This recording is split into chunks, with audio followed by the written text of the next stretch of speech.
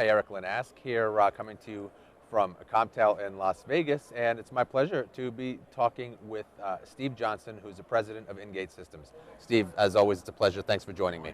Morning. Good to be here, Erik. Again, we've talked at a number of different events, but I think this is the first time that we're seeing you at CommTel. Yes, it is. We have always, events that we've done have always been for CPE equipment, mostly in conjunction with our partners who are PBX vendors and so forth. We also realize that now there's a new paradigm that's being developed that we wanted to bring our products to the attention of the service providers who are here. And that comes in the form of the cloud and doing hosted or cloud-based unified communications, as well as many service providers now are beginning to roll out new SIP trunking services. And we want to expose them to our product lines, our SBCs for the small business and for the enterprise, and make them aware of the value that those bring when they do deliver SIP trunks to their customers.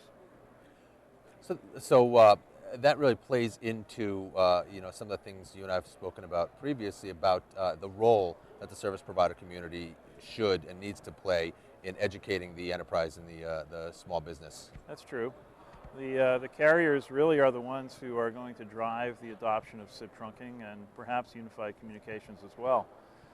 Their networks are very critical to the success of any of that, and the service providers need to be aware of the kinds of products, SBCs in particular, that will make it easier for them to bring those services to their customer base and make the transition from TDM-based telephony to the more modern, more productive, productivity-oriented SIP that we're offering here now. Does the carrier market, by and large, recognize the need for ESPCs?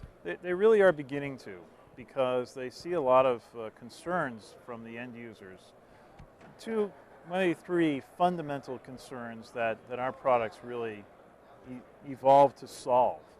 One is that getting the PBX behind a firewall in the network is essential. Just like any other server that they may have in the end user community, you don't want that exposed to the public internet. So you need to find a way to get through the existing firewall in a safe and yet robust way. And that's one of the first jobs of an enterprise session border controller, is to solve that NAT traversal issue. The second thing that people are always concerned about is interoperability, because even though SIP is a standard, as we've talked about, there are many ways to implement that standard. So it's implemented differently on various PBXs, and it's implemented differently by each carrier. And so it's important that there be a way to easily correct whatever differences there may be. There are differences, it's not that people are not compliant with SIP, it's just different ways of doing the same thing. And the SBC provides for that capability. And the third very important thing is to make sure that all of this remains secure and that we protect the company, and frankly we protect the carrier against things like theft of service, which has been a plague on telephony from probably the very beginnings of long-distance telephony, as well as from denial-of-service types attacks, which can be launched against these kind of services and which you need to protect against very carefully. And so with the SBC in place, you get all three. You get a resolution of NAT traversal, you get a resolution of interoperability, and you get a security product that is designed specifically to implement the security features of SIP and to do it robustly and cost-effectively. So out of those three capabilities, which is most important?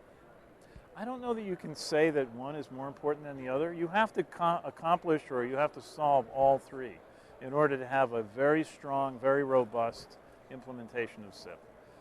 So I don't think anybody would say that security is not important.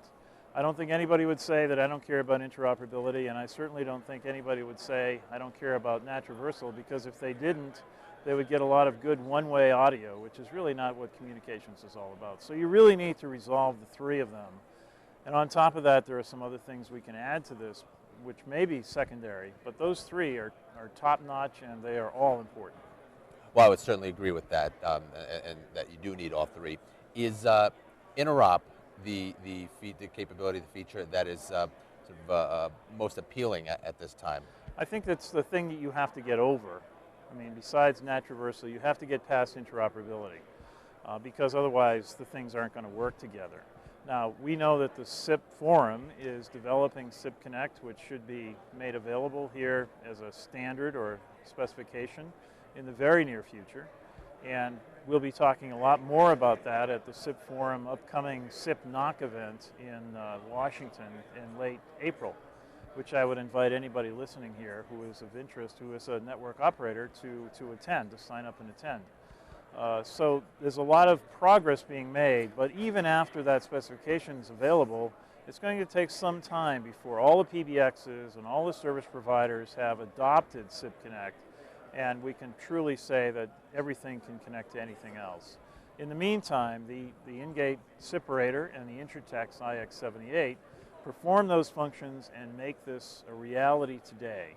And even after SIP Connect is adopted, we will continue to have a role there until all the PBXs catch up to that specification, which could take some time given development cycles. How is the ESPC market growing these days?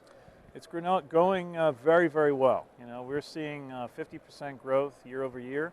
We're seeing more and more companies adopting SIP and SIP trunking. We are seeing more and more larger organizations doing it now, and we're certainly well beyond the experimental stage and certainly well beyond the early adopter stage. So we are clearly seeing a tremendous growth in SIP trunking. It carries with it a significant return on investment. Payback is measured in months, not years. The ability to do things that you can't do with TDM is phenomenal, so productivity is improved. There are so many reasons why people should adopt SIP trunking in today's environment because the benefits are just phenomenal, both measurable economic benefits as well as future productivity gains.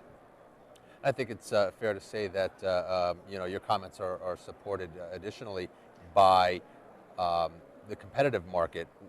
I'm seeing more companies leveraging the term ESPC, maybe not necessarily bringing in new products, but sort of renaming, giving their existing products a new twist. That's very interesting as well, yes. I mean, it's always good to see people that are sort of mimicking what you're doing. Ingate has a long history, though. We have had ESPCs since 2001. We were the very first one to be certified for use in a network by the former WorldCom company back in 2002. And we've certainly built on our products since those days, so we believe we are one of the leaders in this field and certainly one of the thought leaders in how ESPCs are implemented and how SIP and SIP trunking in particular are also implemented by organizations, large and small. Excellent. Well, Steve, we certainly wish you well here at CompTel and generally going forward.